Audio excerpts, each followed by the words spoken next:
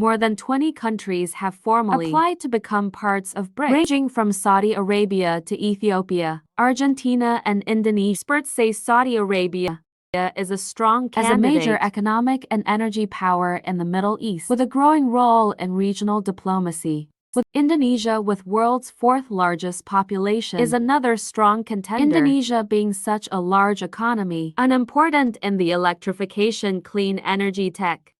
Electric vehicles might be a logical choice. One reason for joining the BRICS is gaining access to the bloc's new development bank. Since its founding in 2014, the bank has approved more than $30 billion in loans for development and infrastructure projects.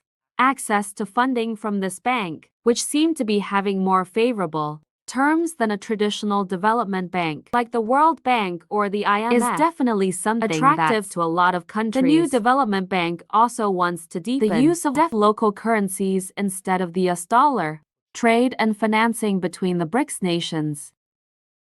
Ultimately, experts say one of the biggest challenges for the BRICS to counter the West is to form a united voice on major global issues. Generally, the countries have pretty diverse and diverging interests in politics, on security issues, and even relations with the US. The group would like to be seen as an alternative political forum to the G7 group of developed nations. He's the G7. A group of 7 of the world's advanced economies, including the USA, UK, and Japan. And here's what some call the alternative from the developing world: the BRICS, formed by Brazil, Russia, India, China, and South Africa. The BRICS is trying to position itself as the voice for emerging economies and challenge Western dominance of global affairs. Its leaders held a summit in Johannesburg and discussed an historic expansion. Let's look at what a potential enlargement means for the alliance and its ambitions to shake up the global political and economic order. The original term was actually coined by a Goldman Sachs banker, grouping these really different countries together.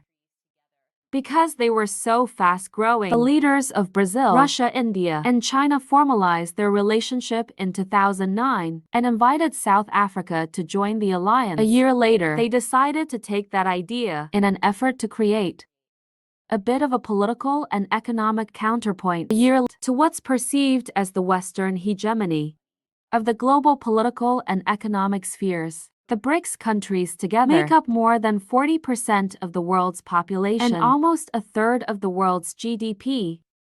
According to data from the International Monetary Fund, the bloc has already overtaken the G7 nations' share of the global economy on the basis of purchasing power parity. That's where the purchasing power of different currencies is equalized. Projections by Goldman Sachs show the world's economic balance shifting towards the BRICS and emerging economies. China is expected to overtake the US as the world's largest economy by 2050, with India climbing to number 3. China and India have experienced massive growth since the BRICS were founded in 2009, and certainly have helped them swell in importance and remain relevant on the global stage.